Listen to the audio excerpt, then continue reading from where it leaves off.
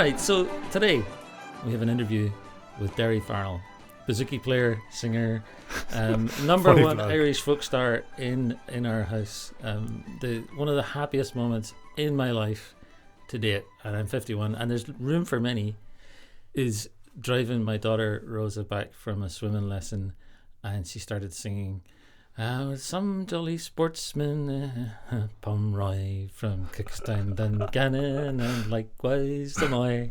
And she sang it. I was like, wow! Pull over and give her a hug. Fantastic. My Irish music indoctrination of my children is starting to tickle. Then my son Pietro asked me, what age is Brendan? 4? She's 5. 5. Actually, she was 4 at the time. Yeah. And then my son Pietro said, "Is Brendan Behan still in jail?" Dom has been a huge fan of Daoirí for as long as I've known Dom.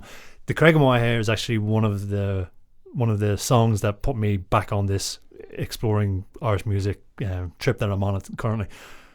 When Daoirí actually said he was happy to sit down and do a podcast with us, it was like, you're kidding, like this is the guy that had me and Dom sit down for the first time and start talking about this stuff. He is an absolute legend. He's a funny bugger, so interesting. His story is fantastic, and he looked after us for that weekend. He was here for the Port Fairy festival, and we got to spend some time with him down there, and he introduced us to some fantastic people down there as well. So played a gig at Pistol Pete's in Geelong as well, which was cracking. Yeah. One other thing about this interview, when we spoke to Daoirí, it was just after Keith Flint died from The Prodigy. Yeah, that's right. Yeah. And I just point that up because then the beginning of this conversation will make a bit of sense, because before we started talking, I'm an old raver. Daoirí nipped into the house to get something from his bouzouki case, and that's just I'm a hipster and an old raver, so I both have records and an interest in 90s dance music. Keep The Prodigy in your head as we begin this chat.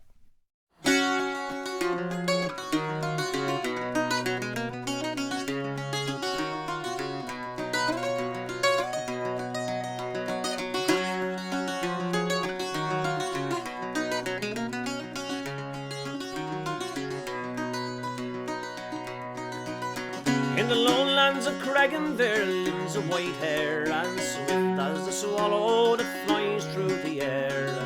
You may trout the wild over, but none to compare to the pride of low Creggan, that honey white hare. Oh, one clear autumn morning, as you will suppose, oh, the red golden sun over the green mountain rose. Blarney Conwy came down and he did declare, oh, this day I'll put an end to the bonny white hare. So he searched through the lowlands and down through the glens, all among the wild ditches where the white hare ends, till at last coming down over the heather so fair, from behind a wild thistle out jumps the white hare. Bang, bang went his guns and his dogs he slipped to, as swift as the wind over the green mountain flew. But his dogs they came back and dismayed Blarney sigh, for he knew that the white hare had bidden goodbye.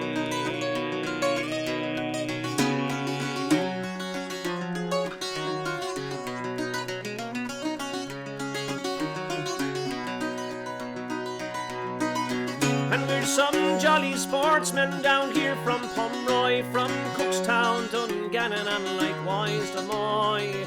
With our pedigree greyhounds we've travelled from far, we've come down to Creggan in our fine motor car. Oh, we look to the lowlands, these huntsmen didn't go in search of the white hare, they look high and low, till at last coming down over the heather so fair, from behind the wild thistle out jumps the white hare. So they called up their greyhounds from off the green lea, and Blarney and the huntsmen all tie with glee. It was there on the turf bank all gathered around, 7 dogs and 9 men did that poor hare surround. Oh, no wonder that that white hair that trembled with fear. As she stood on her hind legs, she would raise her big ears. As she stood on her hind legs with one gallon of spring, she jumped over the greyhounds and broke through the ring. Well, that cheese it went on, it was a beautiful view, as swift as the wind over the green mountain flew. But those dogs soon came back and it made Barney sigh. They came back and went home in their fine motor car.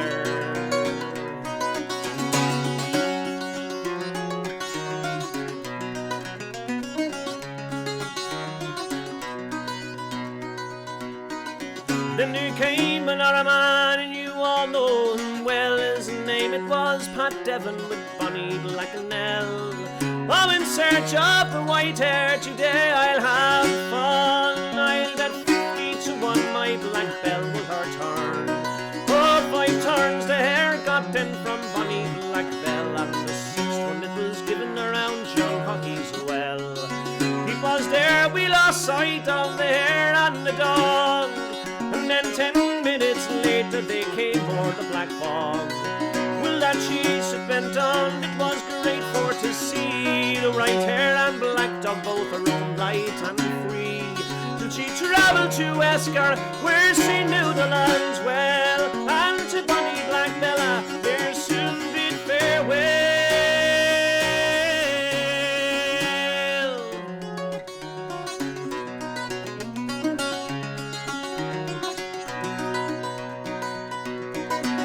And now to conclude and finish this rhyme, I hope you forgive me for singing this a while. If there's any amongst you up in Carrickmore Fair, please drink up a health to that funny white hair.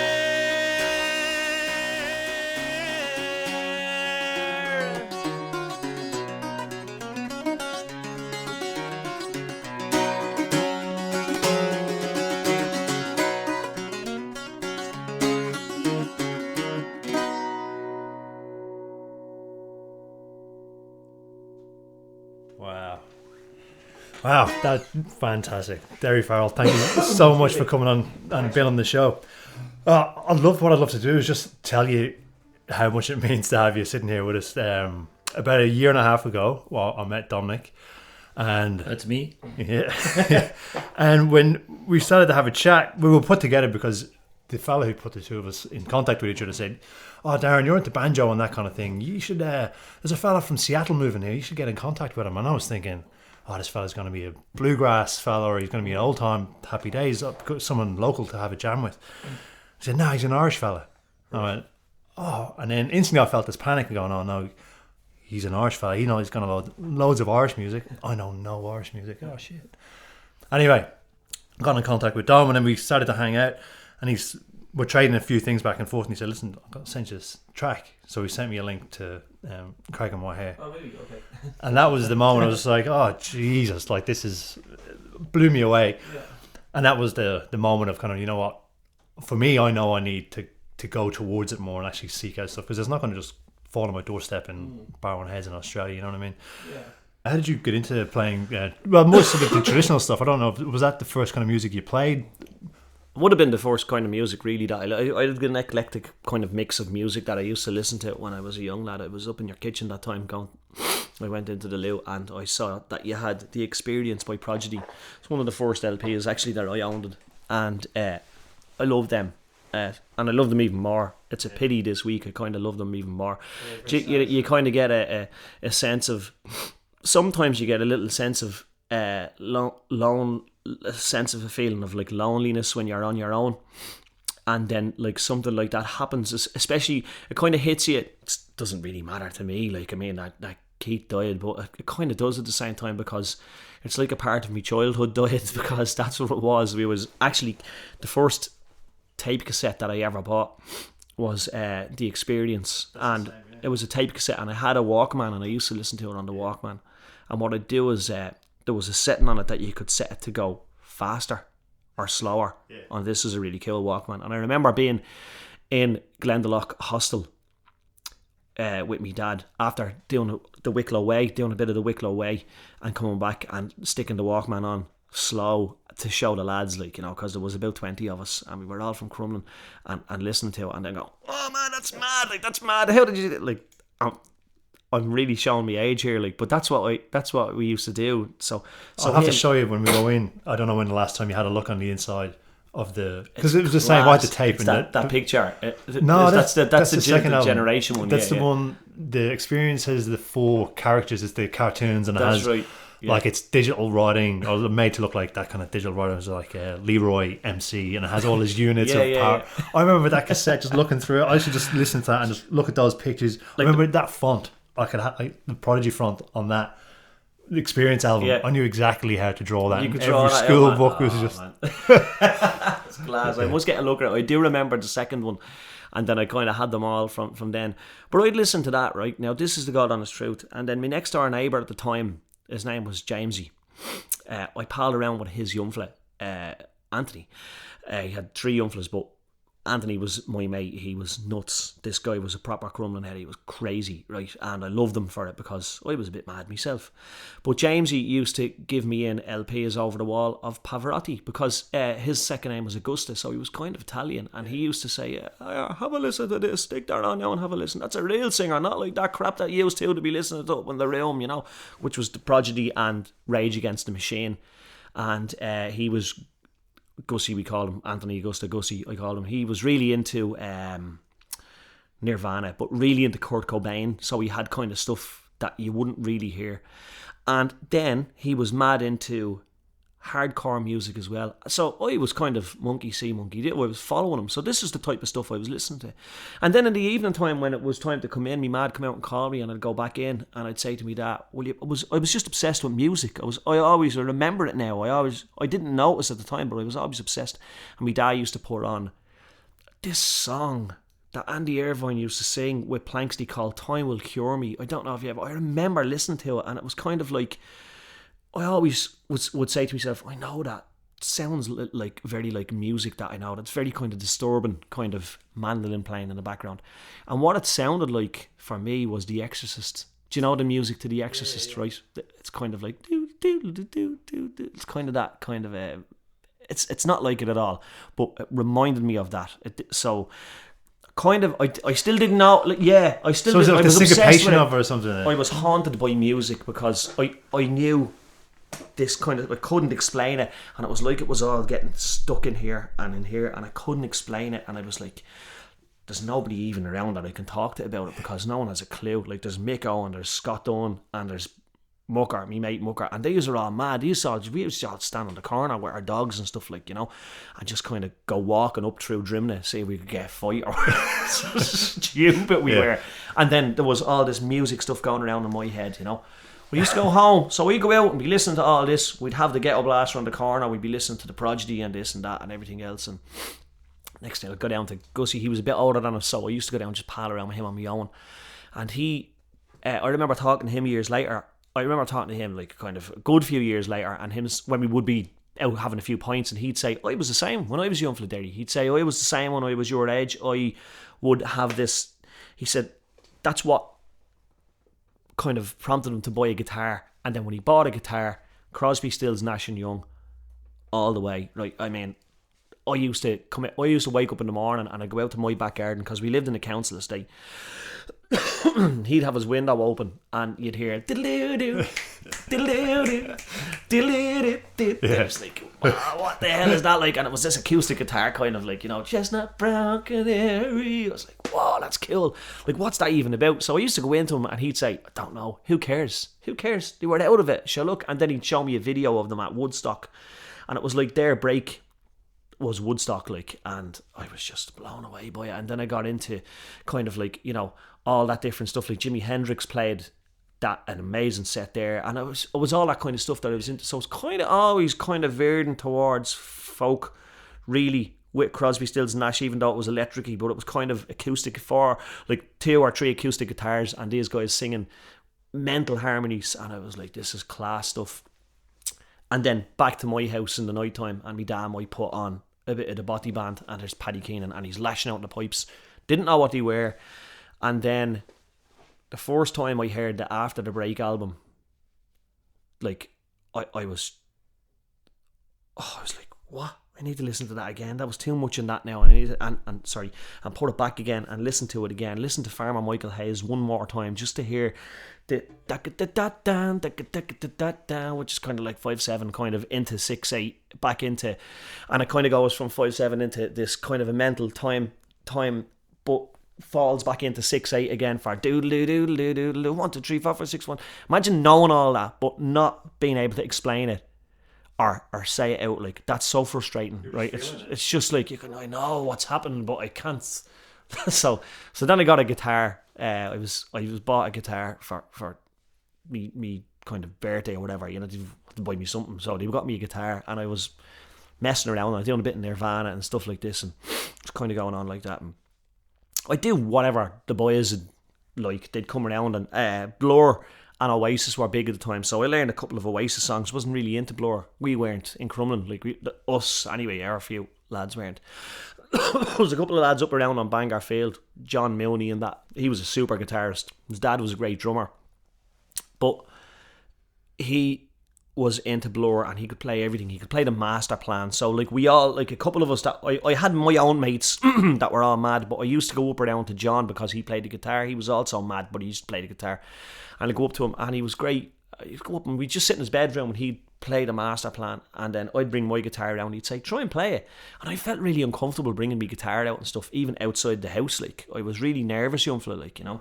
What was that? Just was, that's the way I was. It's like, just a bit like me mad, you know what I mean? It's just kind of a bit shy. I still am. I can kind of would be sometimes still a bit shy, although it's kind of starting to leave me. But there was no like, I think 50% of being a musician is confidence, and John had all the confidence, like, and he was good on the chords and stuff. You could see he was a practiced fella. He would sit down and practice them, so he knew them. There was no way that he couldn't know them, you know. Whereas other people I've seen since then, where it just comes to them and they can just do it. But we'd sit there and we'd do that, and then I picked up the guitar one day and I just started going, when midnight comes and people homeward tread. And I was thinking, how do I know that song? And I knew it because it was Christy Moore, and I knew it because, like, you know, and then he'd do these chords, but I had already kind of got a bit of knowledge on the guitar. I'd already taken in some. So when I'd see Christy doing a chord on the guitar on the TV, I'd say, that's wrong. Like, that's not a full D chord. Why doesn't he just do a full D chord? Because that's his way, right? That's why. And he makes the guitar sing, but he does it his own way. And then I knew that I didn't just have to play the same way as Oasis or Nirvana or Kurt Cobain or anything. Like, I could do my own thing. And then I started kind of doing my own thing, and so I was about 16 when I started actually practicing. At the same time, I started going to these classical guitar lessons, because I had to do something to get a grade, you know. And I went and started going to these guitar lessons with a fella called Bernard in Musician Inc. in town, Georgia Street. And he was good, he was great, and he gave me, there was 10 lessons, right? So there was 10 weeks. So in this 10-week span, I had went from leaving school to getting a job as an apprentice electrician, right? Yeah. So in around the 4th or 5th week, I was at getting the job, and the boom was happening in Dublin at the time. So I was working in a factory making switchgear, which is your MCBs and your RCDs and everything that powers all these lights and stuff like that. So I was doing that, and it got really intense and really heavy over the next 3 weeks. So I was kind of 6 or 7 weeks doing the lessons. I was really enthusiastic, but because the job was taken over, I kind of stopped being so enthusiastic, and I was sweeping up on a Saturday and Sunday to keep up with the lads for Monday when they come in and stuff. And I went in, I remember going in on the 9th lesson, and your man saying to me, you either want to do music professionally or you want to be an electrician. He says, one or the other. He says, because you have it. He says, you're starting to figure it out. He says, what do you want to do? And I says, I want to make money, like, you know, because I was 16, I thought I knew everything. So through the last music lesson there, let's just say, he didn't give me the last music lesson, right? That's what happened. He was there, but he never came out to me to give me the lesson that day, must have right? been a bit of a knock. No, it wasn't really a knock. It wasn't a knock because I didn't care, right? Yeah, because right. I wasn't... You hadn't put yourself... I wasn't here yet. I wasn't here. I didn't give a crap, like, you know. So I was just like, whatever. Trying our course for the podcast, right? I didn't care. I did not care for that. So I went on anyway, and I just kept playing the few chords that I knew, you know, and it was grand. And next thing, I'd come out with a Spanish classical piece, and like in a session, or like if I was messing around with John Mooney and stuff, like, and they'd be like, "Oh, what the hell?" So I picked up the Bowron then, because I saw Christy playing it on the TV one night, and it must have been the next Christmas I saw him. But I remember saying to my dad, specifically saying to my dad, I'd love to be able to do what he does. So what my dad, and what you have to be careful what people pick from what you say, and I've learned this a lot, especially talking into microphones all the time, is that my dad thought that I meant I wanted to play the Bowron, so he bought me a Bowron. But what I meant was I wanted to be able to do what he done. He was so good at just capturing an audience and just holding them there. You know, he was really good at it. Obviously, he was the best at the time. And that's what I meant. But I got the Bowron. So I had a guitar and a Bowron. And then because I had the job, I was making a few quid. I was able to buy a mandolin and a banjo. And I bought all these instruments and I had them. And I was kind of, after getting a bit of knowledge, I knew what a bouzouki was and all this stage. Like, so I figured all this out. And I went on. And then next thing, I got myself a vintage banjo off this fella in Kerry called Paul Evans. I remember buying the vintage banjo off him, and it was a Lang banjo, so about 1925, and he threw in this bouzouki that he had. It was kind of like an octave mandola. It was kind of like it was a bit bigger than that mandolin. It was a little bit smaller than that bouzouki, but it was a really crappy one, but it was a nice one. It was made in California, and I had it, and I remember playing it on the way from Kerry back up to Dublin, playing it, but I knew that like up here in around the 12th and 13th fret and stuff, it was, the intonation was out. So I dropped it into a shop in Dublin City. I won't mention the shop, and I'll tell you why, because I dropped it into the shop to get fixed, and the bouzouki was robbed out of the shop in town, right? And then the guy in there, he said to me, "Look, Daoirí," he says, "I'm really sorry," he says, "but your instrument was robbed." He says, "Pick a bouzouki off the wall and you can have it." So he gave me a bouzouki off the wall, and I've always said that I owe it to him for me playing the bouzouki, because he helped me, he kind of, by giving me that instrument. It was a countryman, it was a crappy old bouzouki, and I played it for about a year and a half, and I started getting these gigs. So, like, I mean, you have to kind of remember, this would have been about 2 years after I started my apprenticeship, so about 2 years in, and I was playing music, I was in sessions and this and that, and I had girlfriends and there was everything else, and then the music would get thrown there and come back to it.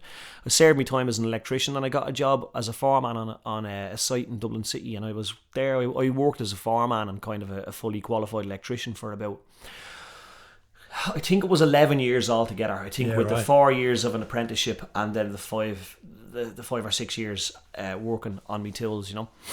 And then I was kind of getting fairly decent on the banjo. I was able to pluck out a few tunes, and my boss came up to me one day and he said to me, "Look, there's no more work," and he said, "Don't take it personally," he says, "there's no work for anyone," he said, "so I'm going to let you go," and he did. And the girl I was going with at the time introduced me to this kind of a course. She had looked it up on the internet and got me going on this course with Paul McGrattan and a couple of different people, Kjoltor, and I started doing that. And then that was when that part of my life started up this part of my life, the music part. I still hadn't sung up until this time, actually, lads. It's just a very important thing. Not at all. I would sing when I was really drunk, maybe at karaoke or something like that. Seriously now, and I wouldn't sing. Because that's the bit I really wanted to get onto, is how did you get to that? When I started in that college course, that first year, that was when I started singing, and I went in and I picked up the bouzouki and I was playing it in the class one day. They actually still have the very bouzouki, because only 3 weeks ago I was playing it in that college. And I started playing the bouzouki and I was singing, I think it was "I'll Go No More Roving." I was trying to do that and play the piece at the same time, which is impossible, you know. But I was doing that, and then Paul McGrattan came in. He was the lecturer on the college course, and he said to me, "You're going to be singing now," he says, "at the concert that's coming up, the college concert." So I went in and I started. It's a massive, big, long story again, probably double the length of that. But I started singing in there, and he encouraged me into it. So this is like a traditional music course. Mm-hmm. It's a traditional music performance, traditional Irish music performance diploma that you can get in Ballyfermot College of Further Education. There's all different courses, and it's kind of like an introduction course into music performance, if you want, you know. I was lucky that at the time I went, there was great musicians on the course in their second year already, so it was a 2-year course. So I kind of got very pally with the musicians in the second. I think when you're going in and you're a different age, like I was 26 or 27 maybe when I started going in, I had a different angle. I had already been an electrician. I had a real job. I'd experienced real life. So when I went in there, I went in for the kill. I didn't go in to pass that course. I went in because I knew I might need to be a musician. So I went in and I started doing it, and I just started playing proper music. I go home, I do proper practice on the whistle, on the mandolin, the banjo and the bouzouki, and I was learning all these songs. And then I had enough songs together to do an album, and I recorded the album with a fella called Alan Daoirí and Robbie Walsh, and to this day I still play music with them. I mean, they're fantastic. Alan was with Grada, and he has the Aldoc project and stuff like that, fantastic musician. And I just started playing music, and but then what happened was I was engrossed in college work, so I couldn't actually do the music full time yet, because I had another 3 years ahead of me after that course where I started playing the bouzouki. So the first term was recorded there in the first 2 years of that diploma course, and then the second and third year I done a degree in applied music, which was really, really testing. It was very, very hard for me. So I kind of had to go back. These were all kind of guys that had done their leaving cert and done music. I'd never done. So this is all music theory kind of stuff. It's all really kind of nitty gritty music theory stuff, and I went and done it. But I got through it, because the same thing. I applied myself the same way as I did to the other 2 courses and to my apprenticeship and everything else that I'd done in life. I just applied myself to it, and I went and done it. Do you use that?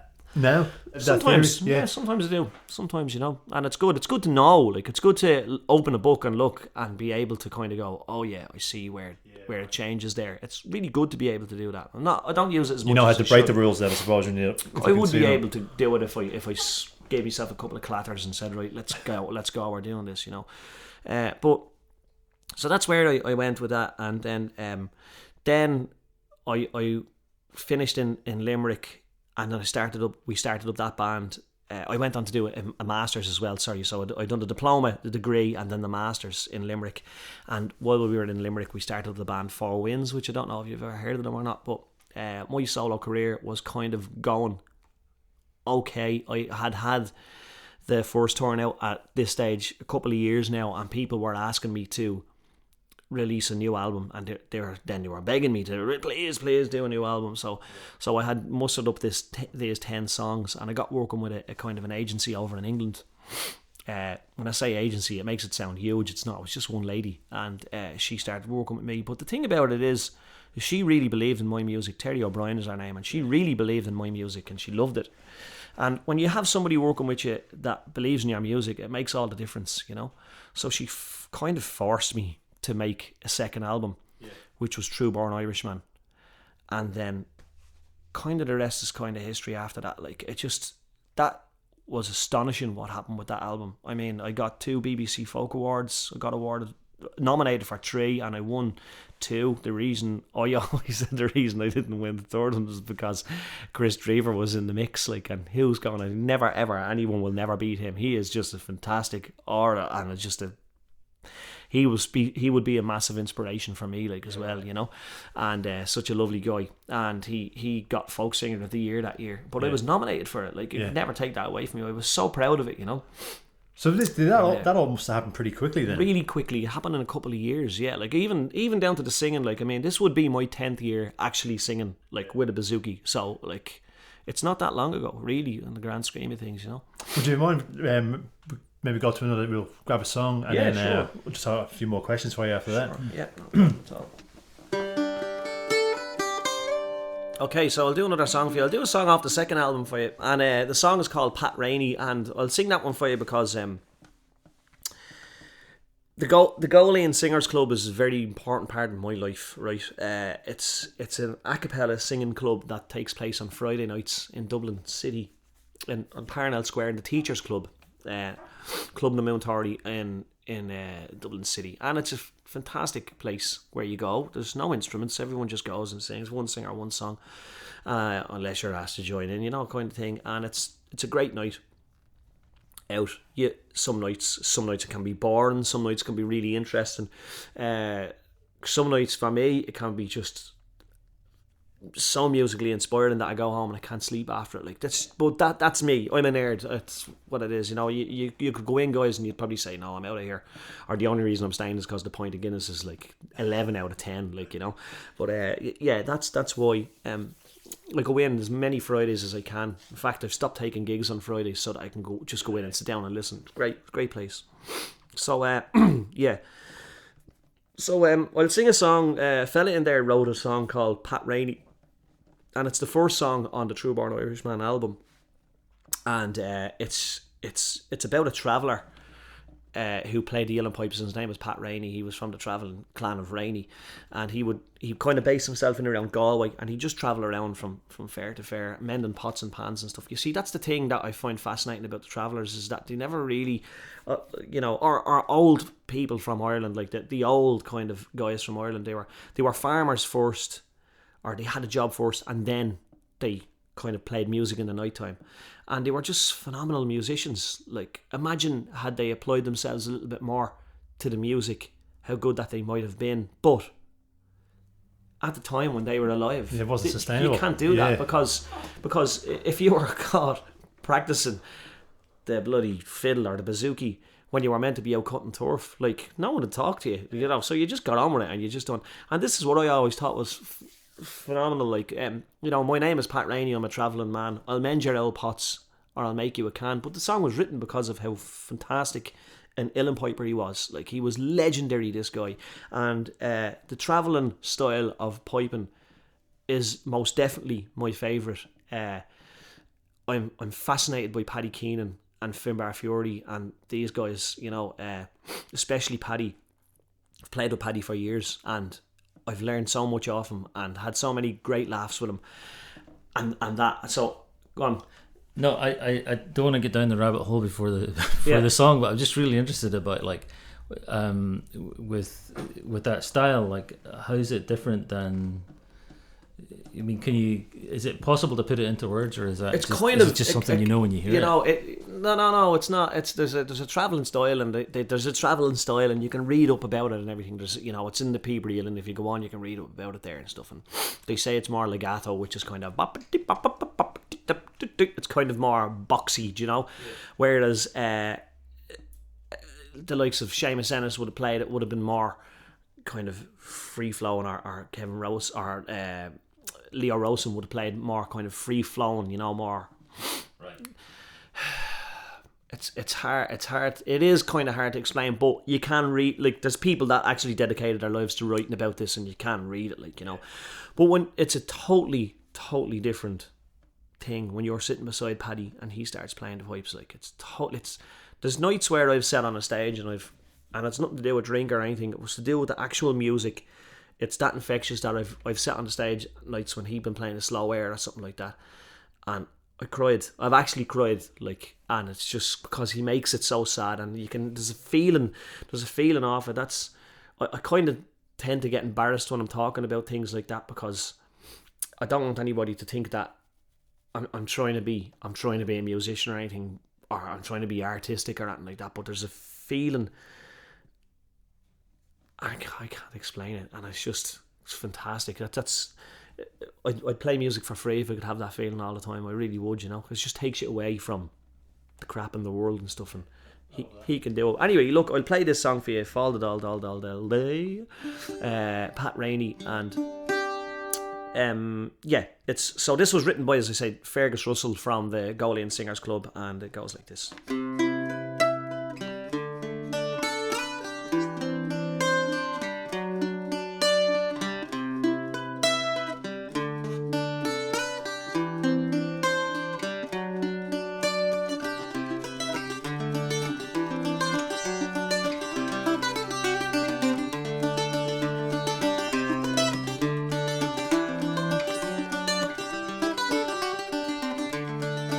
Oh, me name is Pat Rainey, I'm a travelling man. I'll mend your old pots or I'll make you a can. I'm prince among nomads, I'm king of me clan. Fall the dal day. I tramps down the road with my horse and me dog, and there's game in the fields and there's turf in the bogs. I sing like a lark as along I do jog, fall the dal day.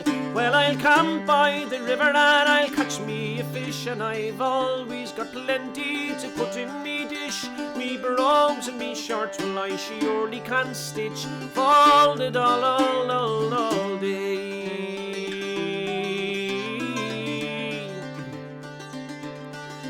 I'll grab all of me pipes and I'll make for the town, and I'll find me a seat and I'll sit myself down. I squeeze on the bellow while the throng gathers around me, fall the dal day. I play Mrs. McLeod's and the wind in the gap, and it pleases the crowd as they dance and they clap. Well, many's a bright shilling they throw in me cap for me, fall the dal day. Well, I'm fond of a drink, and I'm sure it's no crime to sit down in the sheen with comrades sublime. I'll dance till the morning, I'm no slave to time, fall the dal day.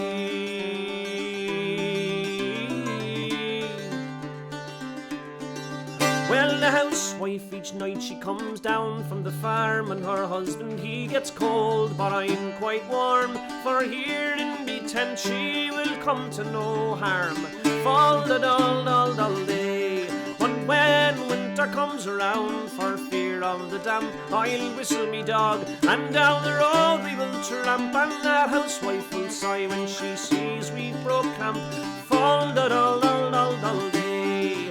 But when springtime comes around, I'll pass back this way, and I'll boil up me billy, and I'll have me some tea. I'll check if the buffer has one on the way, fall the dal day.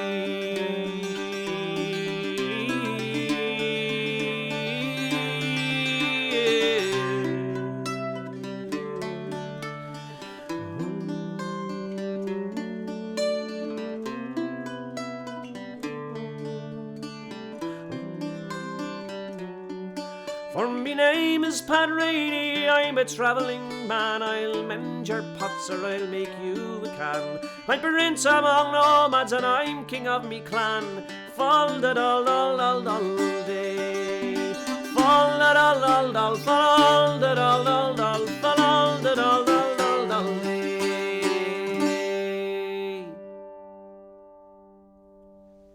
Fantastic. So what was the name of the singing, the Friday night singing vocal only? Is it a club or is it an open?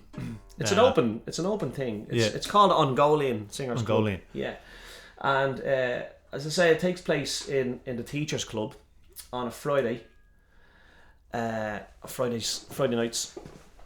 And it's great. Like, you never know who would be there. So I'd say, because one of the things I was going to ask you about is, I love how you, like, a lot of your tunes and songs that you've chosen, they're pretty old, like they're incredibly old songs, and I love that you seem to be going back and pulling these things out. Is that where I suppose the question I'm asking is, what's your process for finding these songs? Is that, I mean, you could go up some nights to that place, right? Especially that place. You could go in and somebody might want to sing a song, but they'll tell you a story about the song. So they might say, oh, well, I was reading through such and such a book last night, and I'd say, God, I didn't know there was any songs in that book. And so I'd go home, I might have them, but I'd have a certain amount of books or CDs and stuff like that at home.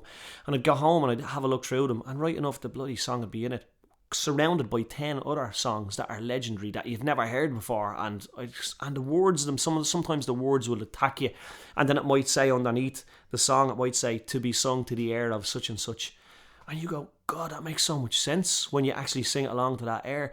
And then next thing, all of a sudden, there's 2 or 3 hours and they're gone out of your life because you've been sitting down. It's and it's just called having a musical hobby or a musical interest, I suppose. That's what it is. And you go in, and basically, when I go in there, I'm sharing it with like-minded people, and some of them I'd be very pally with, some of them are bad, and you go in to see what they're going to do next or what they're going to sing next, and it's great. And there's people that, it's just, I just find it very interesting. I do. I used to go to nightclubs and stuff with me mates, those guys that I was telling you about at the start. I used to go into nightclubs with them, and I remember going into nightclubs and stuff and this and that, and one night I was late coming into town, and I was going into Swampies and Rat Mines, And I went into Grace's instead. It was a Saturday night. I went into Grace's instead. And when I went in there to Grace's, there was all these people that in 5 or 6 years' time I was to play music with, but I didn't know at the time. I went in and stood at the bar and I had 3 pints watching them, and they were playing a thing called a music session. I didn't know anything about that time, you know what I mean? I didn't know what a musical session was. They'd all come in for no money and sit down and just play, and they'd go around in a circle like that, and they'd all just play. He'd play a song, she'd play a tune, they'd play a song. Next thing, somebody'd jump in, they'd say, well, play a song, everybody join in. And I just thought that this was amazing, like, you know. So it's just kind of, I just discovered it one night. I was told about it and I went. It's actually the first place that I ever sung an actual a cappella song. Was Mongolian Singers Club, that place. And actually, my new album that I brought out just there a couple of weeks ago, I launched it in Mongolian Singers Club, and it's actually the 40th year of Mongolian Singers Club this year so it's gone 40 years, it's gone since before I was born. And I launched it in there, and I thought it was very important that I launched it in there because it was, as I said, it was the first place that I ever sung a song. Not Paddy's Green Shamrock Shore. The Shamrock Shore was the song. Oh, ye brave young sons of Erin's Isle, I hope you will attend a while. And I actually ended up recording that on the first turn because of that place. So I just got encouragement. I remember singing it, and I remember getting to the second verse and struggling, and they all knew the words and they were whispering them in my ear, and I keep singing, and I got a massive big round of applause, and I said I'll never miss another Friday night in here after that, because they were just lovely people. You know, I'm definitely going to go. Have to check that out. You have to come. Yeah, you have sure. to let me know when you're going, and I'll go in with you. Yeah, I'm over in August, so I'll be marking it. Well, yeah, the Fla's they on in stop August. for the summer, unfortunately. That's does the it? thing. Yeah. Well, they meet up all around Ireland, Yeah, you know, but like it still kind of goes on unofficially, like. But it starts back up again in around late August, September. Yeah. So, just a question on that is then, what do you reckon the traditional music, I suppose, goes in flux, right? It's in fashion, it's out of fashion, but it's always there, and it goes. Where is Ireland at the minute? Do you reckon? Because that sounds like a healthy Ireland club. is flying at the minute, and it's got so many super groups. It's got so many great groups, like and singer songwriters and stuff that's coming out of Ireland are just amazing. And that new album that I've released has just gotten so much attention, and everybody seems to be loving it. And it's kind of a little bit overwhelming. No, it's great, like, you know. Really, it's kind of. It felt really weird to have recorded the album in Ireland and release it in Ireland and then have to leave straight away. Like, it was kind of like, I feel like my work here is not done. I feel like I need to do a few more CD launches and stuff, but I had to go because that's the way it is, you know. Like, Donald Lunny and everything came that night, like, and played with us on stage, and we just had great crack. He done nothing but laugh at me all night. He thought it was the funniest thing ever. And then he had a few glasses of wine. I couldn't have a drink that night, and I was saying to him, you drink as many glasses of wine, drink the whole bottle if you want. I says, and I'll drop you home whenever you want. And he just couldn't stop laughing. He was just, I mean, he got into the van, and I dropped him and Peter Brown home at the end of the night, and the two of them kind of agreed. He said, like, it was probably one of the best nights that we had in a long, long time. He said, it was just so funny. He says, Donald said, it was just so funny. He says, you go to a normal CD launch and people are kind of quiet and everything. He says, but everyone was shouting abuse at you there. They all knew you, like, and they were all there, your mates. It was like a roast, like the Daoirí Farrell roast, like, you know. So do you reckon there are a lot more sessions around in general too? Like the singer-songwriters there's at least 5 or 6 sessions any given night that you could go to, you know. But when you were younger, like, because I'm guessing it sounds by the Prodigy and when that hit me, and you're pretty much the same age. Yeah. So, well, like, growing up in Drogheda, probably didn't pay any attention to him, but Dad was into traditional plays the squeeze box and harps and stuff. But I don't think he really. I didn't recognise him playing it until I was in my teens, and then I was at that silly age where I wasn't really interested anyway.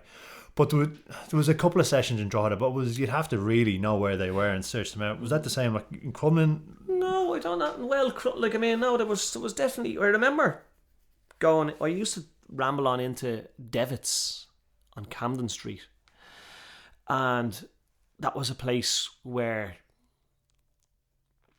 like, you know, Cozzy, Cormac Dermody and Rady Pete and stuff would come in and play, and Luke Deaton and Andy Meany, and I'd go in and listen. I'd go in and sit at the bar and listen, and then they were the same age as me. Eventually they'd say, come over and sit down, don't be sitting at the bar with the elves. Like, come over and sit down in the circle, you know. So I'd come and sit down in the circle, and then I'd feel really awkward because these guys were super musicians. The names now will come apparent who they are now in a minute, like, you know, but we were only kids, like. I'd sit in with them, and I'd start bringing me mandolin, I'd start bringing me banjo, and I remember the first week I brought me banjo and I couldn't keep up with them, and I went home and I had to do an immense amount of practice to play one set of tunes with them the next week, and it kind of gave me a load of confidence. And then they were my mates, like, which was great. So they kind of would introduce me to other sessions. They'd say, we're going to have a tune in the International Bar on Wednesday if you want to come in, and I'd just go in, and it was kind of more about, a few drinks, and nothing was really serious about it. And then next thing, all of a sudden, Lankham came along, which was Cormac and Rady, and the full set, which was Andy was in the full set, like, and there was all these other kind of bands that kind of spawned from there, and it was really exciting. Like, everything was kind of like, whoa, like, I know them, like, and they're on the telly or they're on YouTube, and I know them. Like, it was kind of mad, like, never thought it would be me, but like, I remember seeing Andy Meany, like, playing the guitar, or Cosy playing the fiddle, or his sister Aoife playing the fiddle, and her fella playing the flute, and just going, man, like, these are my mates, like, these are the best musicians in Dublin, and for me they were, like, yeah, and they were, and it was just great. It's just great to still, and I still know them, which is great. Like, I still pal around with them all, albeit I don't see them as often as I wish I could, because I'm on the road the whole time, but it's just great. Like, it's just. And is the rest of the country lifting off in the same way? Or is Dublin just particularly peaking? No, I think it is. I think it's, like, in the last couple of years it's lifted off. Normally you would expect the thing to kind of have settled, but I don't think it's settled yet. I think it's still up in the air, and it's still really popular to play music, Yeah. Can I ask you a quick question just about there? You're mentioning there as well with Donal Lunny, and I know you had some back and forth with Andy Irvine, and I think he lent you a bouzouki for a while or something. Yeah, I still have it down the house there. He gave me a bouzouki.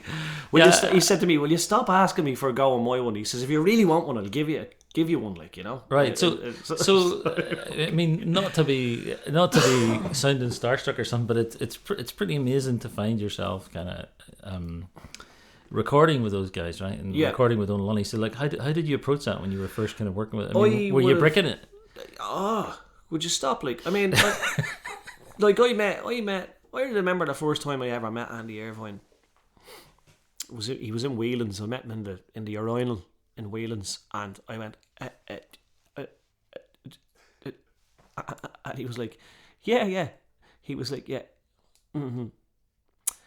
okay, I must go back on the stage. And that was the conversation that I had with him, right? And you didn't mention The Exorcist. I actually just went, that's what I done, right? So I didn't mention anything really. I didn't even say hello, like, I was shocked that he was standing beside me. I was there in the urinal, and then he came in and stood beside me, and he said hello. And he's been like that ever since with me. He's just, every time he sees me, he's just, hey, how's it going, Daoirí? What's the crack? And we'll have a beer, or we'll have a glass of wine, or a chat, or if he's doing his own thing, I'll just leave him, or if I'm doing my own thing, he'll the same thing. But he never ever comes into a room without saying hello. Like, he's just a lovely fella, and that's the thing. A lot of them are just lovely chaps, I would have met Donal for the first time in properly, like, I would have met him in the music college in Limerick, in the master's course in Limerick, where he came in to do a 2-day master course. And just when he walked into class, he said, what do you want to do? And I says, I want to fix it, like, I'm playing this song and I want to fix it, and he was like, yeah, cool, okay, play it there. So I played it, and then he said, there's nothing wrong with that, that's fine. I says, I know. I said, like, kind of, I know there's nothing wrong with it, but I what way would you play it? And he was saying, I'd play it exactly like that. I was like, no, I didn't want to hear that. I wanted to see what Donal Lunny would do, And then, but he just has a different way. It's a different way, and I understand it now. He would have a different way of showing you things, and so what happened was the next day when I went in, the first day wasn't wasted by any means or anything like that, but it was just, we had a great chat with him and a great chat about music. The next day when I went in, he started composing tunes and stuff with us. Like, there was me and this other guy, but then I saw what he was all about, and he was just, I was blown away by him. Like, and so a couple of weeks later, I was at home and I got a phone call off this number. I didn't know who it was, and it was Donal. He was getting me number from the college, and he said, there's a gig going. He says, I'm doing a gig, and he says, I need a singer, would you do it? And I thought it was somebody messing, So I was like, yeah, go on, back off you, go on out of that, like. And he was like, no, really, he says, I got your number off Niall Keegan, and I was just wondering, would you be interested in doing? So it was a project that he was doing of poetry, but in song, and I ended up doing it with him, and I just hit it off him. He has kind of the same sense of humour as me, and I noticed that everything, like, it's just you'd have an extremely pleasant time when I was hanging around with him. And then next thing just started. I said it to him one day. I says, look, would you be able to record an album with me? And he said, yeah. And that's the Lifetime of Happiness. That's what came from it. I think it's a gorgeous album. It's the first time I'd say that about something that I recorded. I think it's lovely. I still listen to it. And God knows what's going to happen next. Well, I know what's going to happen next, but I'm not allowed to say anything. But like, there's a lot coming up, like, you know. Yeah. It's not, by no means is it finished yet. And yeah, I love it. That's the main thing, is that I still love it. The day do you get a chance to play in any, like, when you, I suppose you're performing and you're a working musician, do you get a chance to play in sessions anymore? All the time.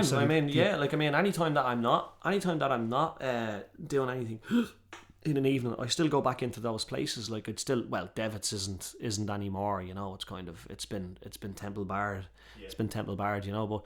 But I do go into these places, and I do still play music. Like, you'll find me in the Piper's Corner, you know, or the Cobblestone maybe, or different places like that, you know. That's where I go. And I'll actually just go if someone gives me a text and says, look, there's a tune or a song happening here, it's on, do you want to come in? I'll just be there. Have you had a chance to go to any in Australia? I haven't had a chance to go, and, you know, as I say, I've just been totally sick since I got here. Like, I've been violently bad, and today and yesterday are probably the first 2 days that I've felt reasonably able to get out of bed before 9 o'clock. Like, that's serious for me, because I'm a real early riser, like, you know. I normally get up really early and go for me walk. Well, good on you. It's been all reports, the gigs have been fantastic, so parents, thanks, man, thanks very much, and thanks to everybody. I'd like to just say, I'm sure you've got plenty of people that listen to it, so I'd like to just take this opportunity to say thanks very much to everybody for their support. Like, I really, really appreciate it. It's very lonely. It's a lonely old road. I'm not looking for sympathy or anything, but it is lonely when you're out here on your own.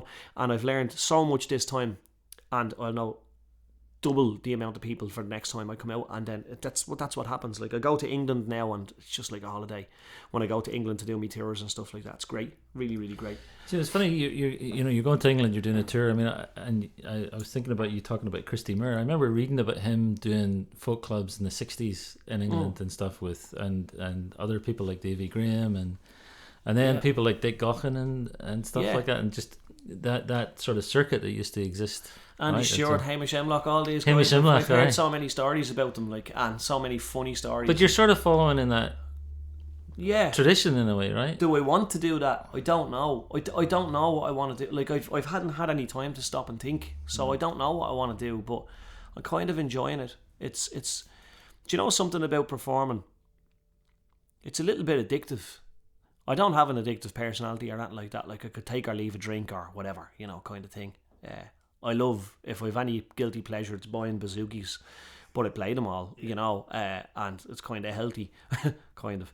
But the getting up on stage and singing these songs that I love for people that genuinely love them back and love listening to them, that's what does it for me. I'll go to any corner, and this is a prime example. I'll go to any corner of the world to do that. Like, so I'm going to Port Fairy now when I'm finished here with you guys, and I mean, you can't really get too much further away from Ireland than that. Like, I love it. I just love it. Brilliant. Is that A Lifetime of Happiness? That's the title of the album, that's right? That's the title of it, yeah. So, I guess it speaks for itself. Is that? Yeah, it kind of has a couple of different meanings. You know, it's a great one to say if anybody would like a lifetime of happiness, instead of saying CD all the time or an album. If anybody would like to purchase a lifetime of happiness, well, I have them for sale here for $20 or $25 or whatever it is, you know. Or but a lifetime of happiness is what I feel that I've taken from music so far in my life. I feel like it's a full. I haven't been really playing that long, but I feel like it's a full lifetime of happiness that I've had. I can't remember a time really when I was sad playing music, and that's what I mean. And hopefully I've brought so much joy to a certain amount of people. That's kind of what I mean. Again, I'm brutal at explaining things, you know. That's why I sing songs, I think, because it's all there in the song. All you have to do is remember the words. But I love playing music, and I love the reactions from people. There was actually a lady there last night, Nikki was her name, and she's a storyteller. she was saying to me that, you know, she was talking to me about the way sometimes not as many people will show up at a gig than another gig, but she'll be saying, just because there's not as many people doesn't mean that the gig was any less special, do you know? And that's all she had to say. Like, I totally understand. She didn't need to elaborate on that or anything. I totally understand what she was talking about. There's nights where you go to Ungolian Singers Club and you might sing a song and there'd be only 13 people or 10 people there. But you could change someone's life. You really could change people's lives with music or what you say into a microphone.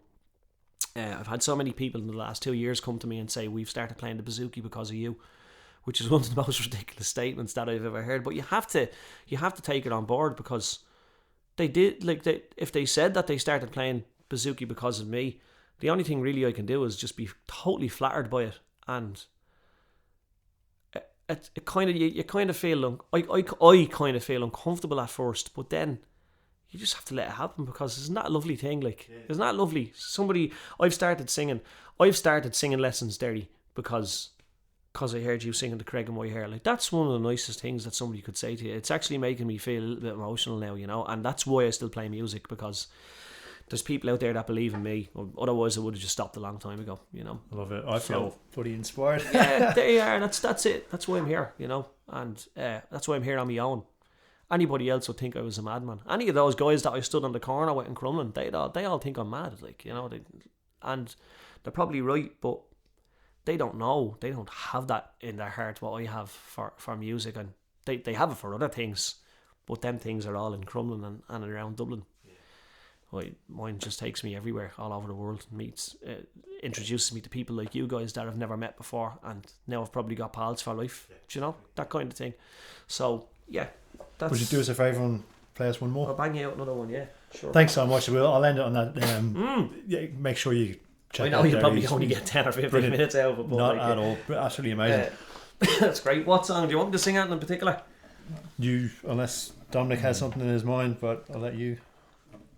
I don't know what you're feeling, but you know, last night you sang Bogey's Bonnie Bell, and I've not heard that since I listened to it on, like, there's a Christy Moore, Jimmy Faulkner album way back. Wasn't that just the most beautiful thing that you've ever heard? Oh, loved it. And Jimmy Faulkner's guitar playing on that album, just really... Jimmy Faulkner was a guy now I didn't know him or anything like that. I've only ever seen videos of him, and I've spoken to people about him. I've spoken to Donald, and I haven't spoken to Christy about it. I've spoken to Donald about him. But for me, and the way that they explained him to me, he was a guy that what you heard, kind of like John Martin, in the sense that what he played is what he was feeling. You could kind of get a sense of what he was feeling inside him by the way that he played. Oh, it was just beautiful what he done. It was on that album, that live album.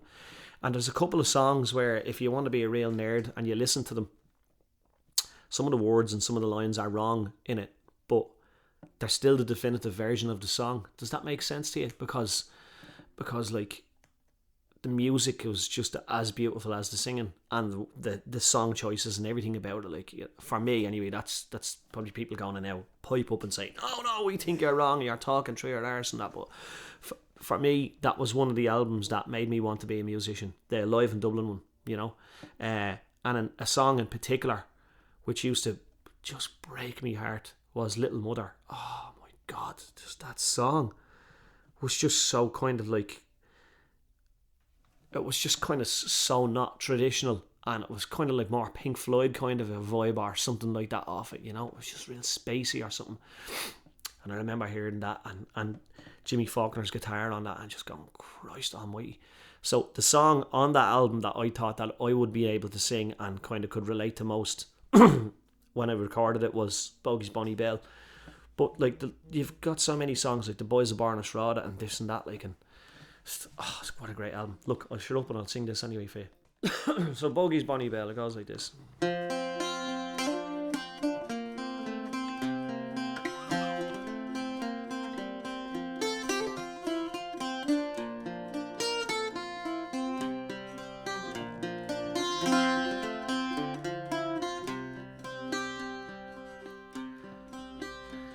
As I roved out by Huntly town one evening for to fee,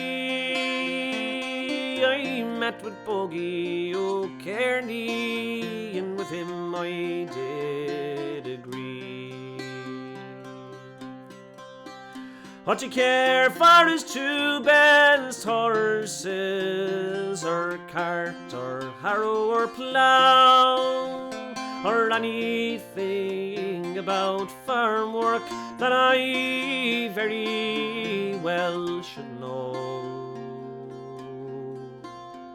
Well, old Bogie had a daughter, and her name, it was Isabel. She was the lily of the valley, and the primrose of the dell. And when she went a walking, oh, she took me along for a guide down by the Burn O'Kearney for to watch the small fish glide.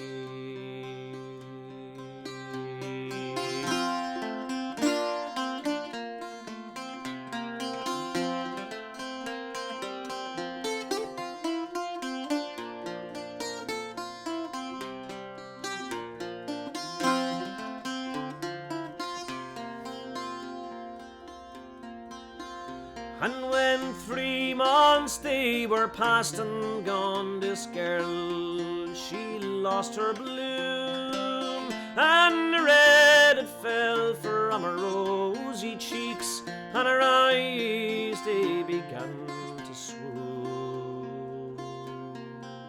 And then another 6 months they were past and gone, and she bore to me a son, and I was straight sent for to see what couldn't be done.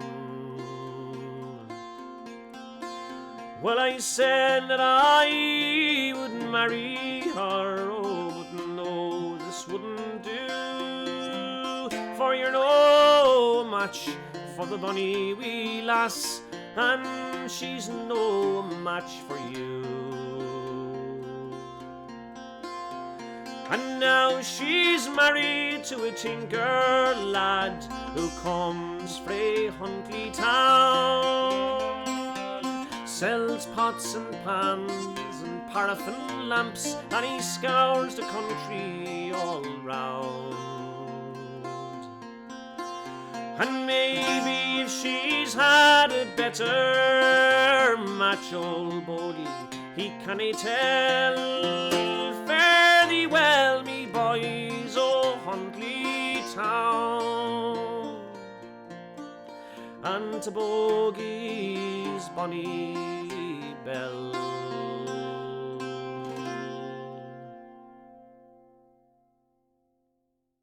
That was a hoot. He's some boy. Brilliant. So great of Derry to take the time on his way. He was going from Geelong down to Port Fairy, and he just stopped off at our house. And he was so sick too. He sounds great. He was really suffering. He was so suffering. Yeah, he was. He hadn't even had a drink in his whole time over here. I think he had one beer. Poor fella. Yeah, what a great chat. So, he's actually made me go back and listen again to the magnificently named The Pursuit of Farmer Michael Hayes, which he talks about in there, which is from the Planksday album After the Break, and it's a long track. I actually think that it's a would have long been the name. Narrative ballad, but it's great. You know? I think that would have been the name of the podcast had it not been already named. I love that title. There's also there's a phrase in it where Michael Hayes he kills I think he kills a landlord, you know, and there's a phrase in it where he's running away from the dogs and he says, "I give them all leg bail." Have you ever heard that? Leg bail? Leg bail. I give them all leg bail. I know what that. I know what it means. We'll stick a link to that in the show notes. We can get a link to it. Yeah. Let's organise that. Look, as usual, I'm going to ask you for the favour. Here we go again. I can see Darren rolling his eyes. That the 5-star reviews and written reviews are what we're going to live and die on. Please just get in there. Give us a review. Even if you have to give us a review that says, "Dear Darren, please stop asking for 5-star reviews." Darren's request for 5-star reviews, 4 stars. Perfect. No, it makes a huge difference for us. So make sure you go back and give it some reviews on the ones maybe you haven't done too. It all helps. It really does. I'm eternally grateful. You'll go to somewhere up, down. I'm not really sure. Yeah. Thanks for listening. See you later.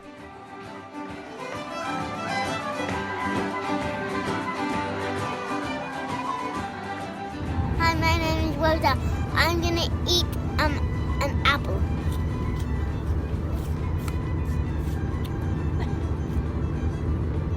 Please give Dominic and Darren 5 stars.